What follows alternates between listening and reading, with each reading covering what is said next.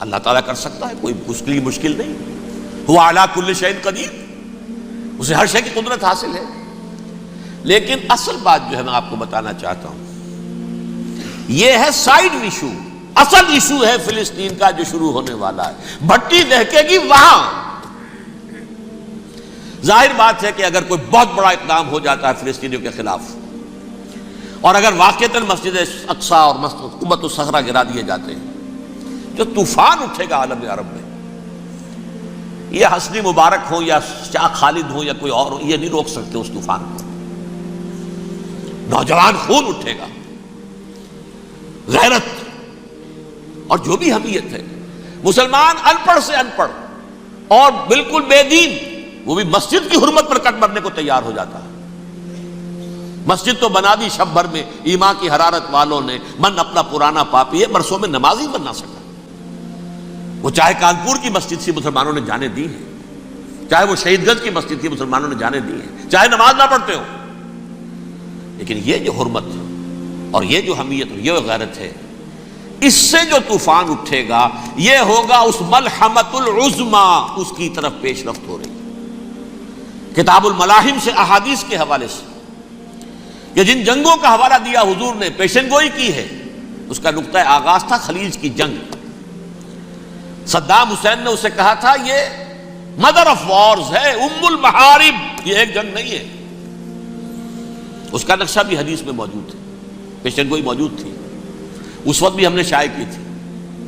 لیکن اس میں جو جنگ اب ہونے والی وہ الملحمۃ العظما. ملحمہ کسے کہتے ہیں؟ لحم گوشت کو کہتے ہیں، اور قصائی کی دکان کو عربی میں ملحم کہتے ہیں، جہاں گوشت کے ٹکڑے کیے جاتے ہیں. آج کل مشینوں سے ہوتے ہیں، اب جو ہے وہ ہاتھ سے چھریوں سے نہیں ہوتے، لیکن ٹکڑے ہو رہے ہوتے ہیں، جسموں کے چیتھڑے اڑ رہے ہوتے ہیں. ملحمہ، یہی لفظ استعمال کیا تھا حضرت سعد ابن عبادہ نے رضی اللہ تعالی عنہ یوم فتح مکہ. ان کے دل میں تھا کہ اب ہم انتقام لیں گے ان عربوں سے، ان قریش سے. الیوم یوم الملحمہ، الیوم یوم الملحمہ، یہ کہتے ہوئے جا رہے تھے. ایک خاص کیفیت، آج ہے گوشت کے ٹکڑے اڑانے کا دن. حضور سے کہا کسی نے جا کر کے ساتھ تو یہ کہہ رہے ہیں الیوم یوم الملحمہ، الیوم یوم الملحمہ. حضور نے فرمایا نہیں، ان سے کہو جا کر الیوم یوم المرحمہ، الیوم یوم المرحمہ، آج رحمت کا دن ہے، آج تو میں ان سب کو معاف کروں گا.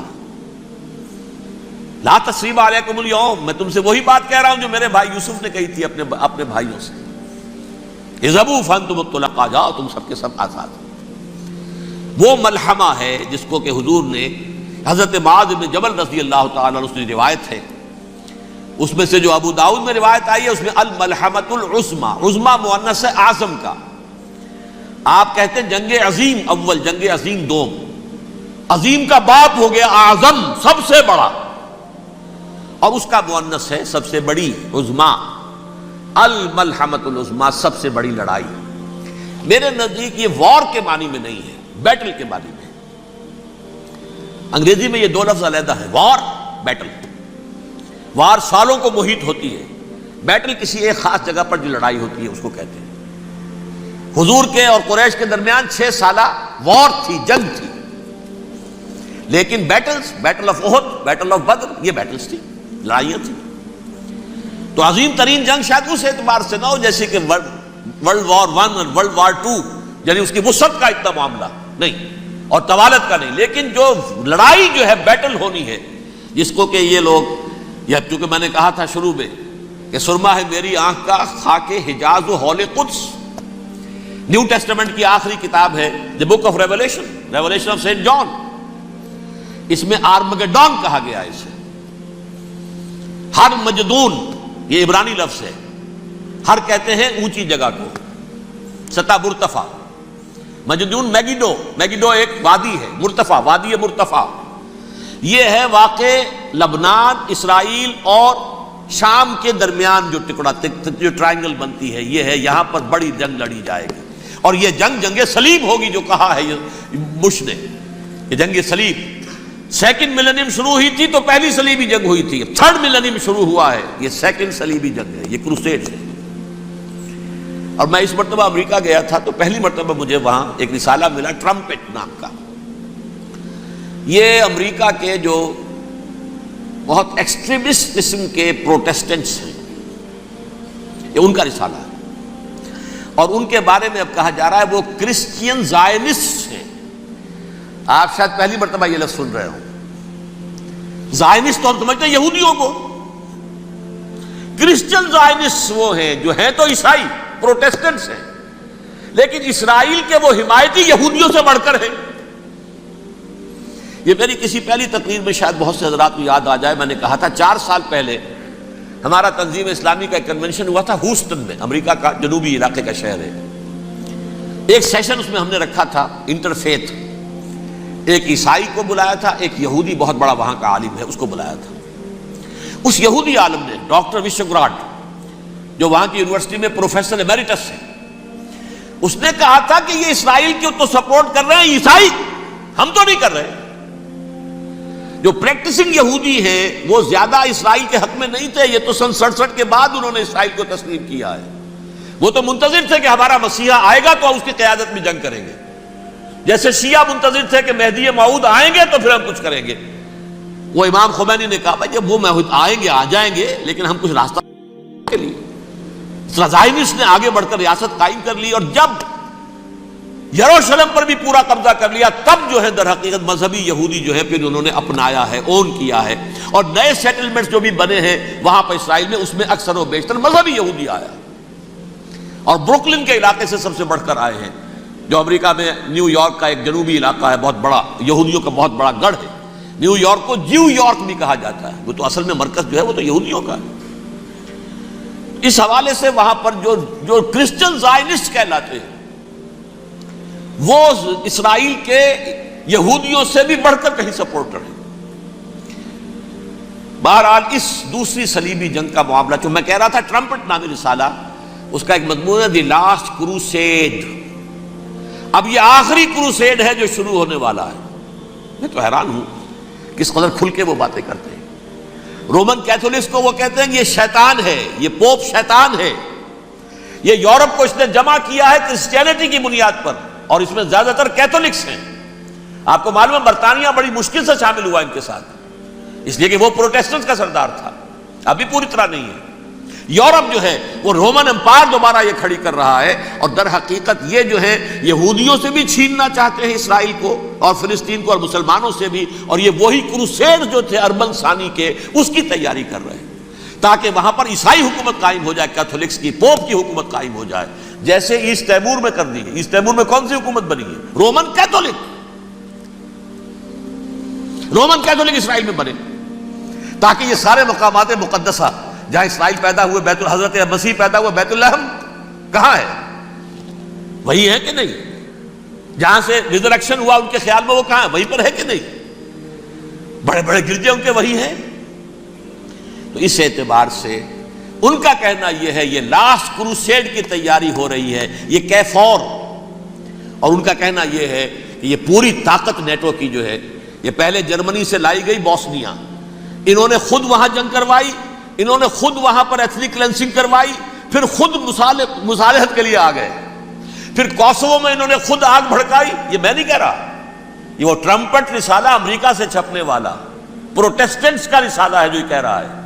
پھر انہوں نے کوسوو کے اندر کروایا، اور پھر وہ وہاں پر پیس فورس کی حیثیت سے آ گئے.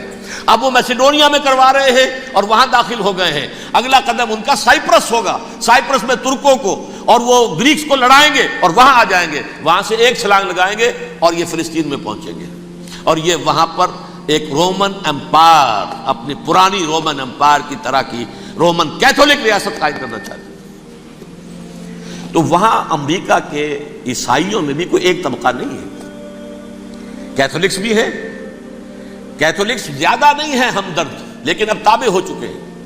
اسحاق ریبین نے جب یہ پیس ٹاک شروع ہوئی تھی، آپ کو یاد ہوگا شاید، کہ جب وہ آیا تھا واشنگٹن سے واپس فلسطین اسرائیل، تو پہلے روم میں رکا for an audience with the pope, اور پوپ کو اس نے ایک مرتبان سا پیش کیا تھا، حضرت سلیمان علیہ السلام کے زمانے کا مرتبان، اور کہا تھا دیکھیے 3000 برس تک ہم نے اس کی حفاظت کی ہے، اب یہ میں آپ کے حوالے کر رہا ہوں.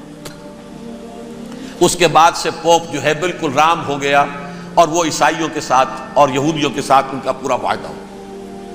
اب پورا عیسائی ورلڈ جو ہے ویسے تو مجموعی یہودیوں کے شکنجے میں ہے، البتہ ان کے اندر بھی جھگڑے ہیں۔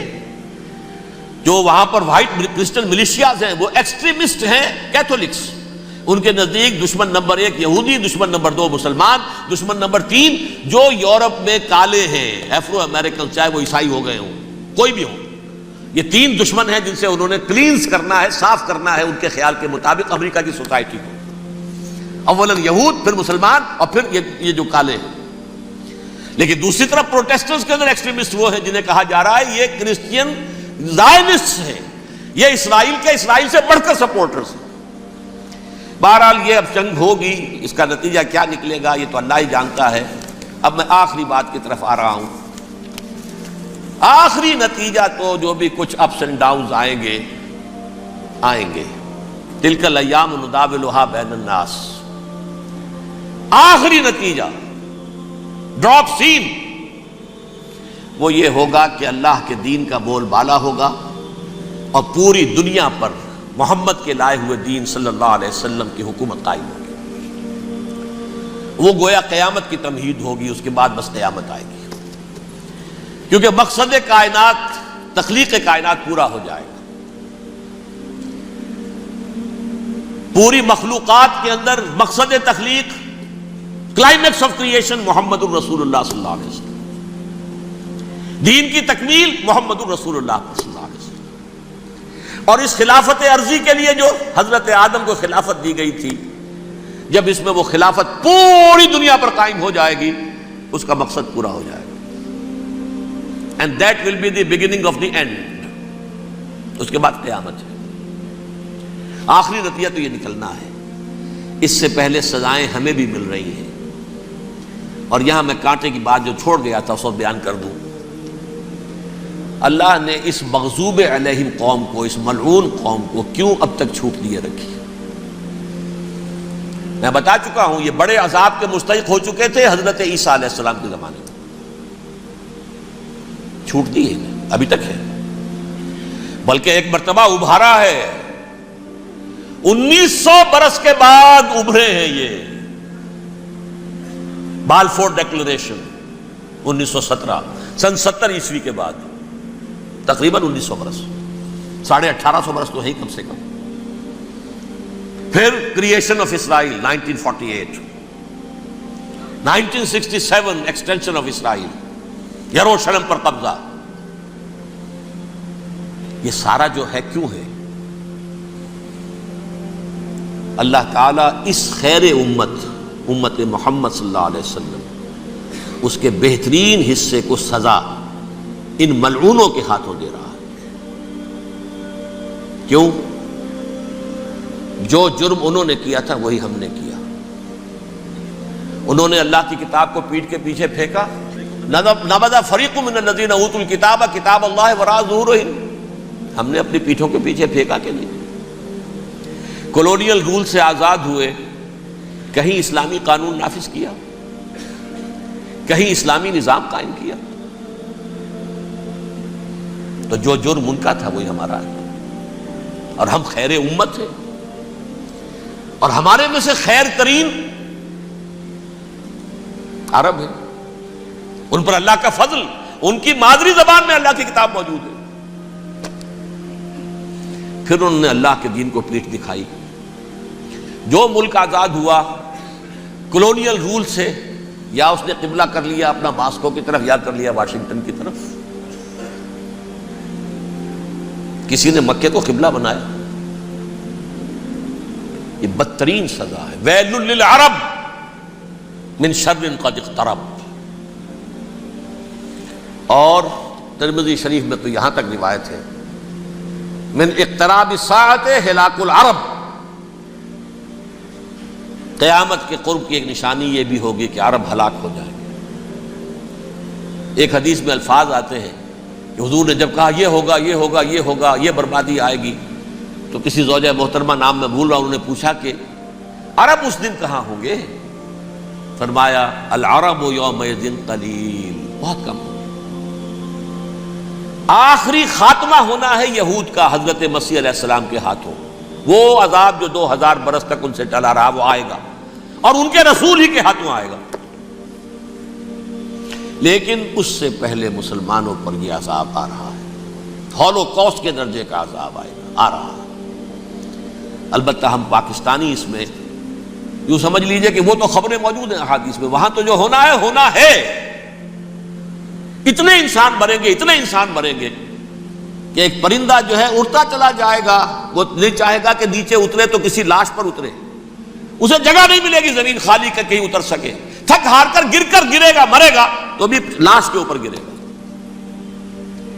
یہ الفاظ ہیں حضور کے صلی اللہ علیہ وسلم. الملحمۃ العظمیٰ الملحمۃ الکبریٰ. یہ لاسٹ کروسیڈ ٹرمپٹ اخبار نے، میں اس کا فوٹو اسٹیٹ بھی کبھی آپ کو دکھا دوں، ویسے میرے ساتھ ہے وہ رسالہ ٹرمپٹ. دی لاسٹ کروسیڈ اس کی تیاری ہو رہی ہے. وہ الملحمۃ العظمیٰ اور ملحمۃ الکبریٰ جو ہے وہ آنے والی ہے. ابن ماجہ میں اس کبریٰ کہا ہے، اکبر کا مؤنث کبریٰ.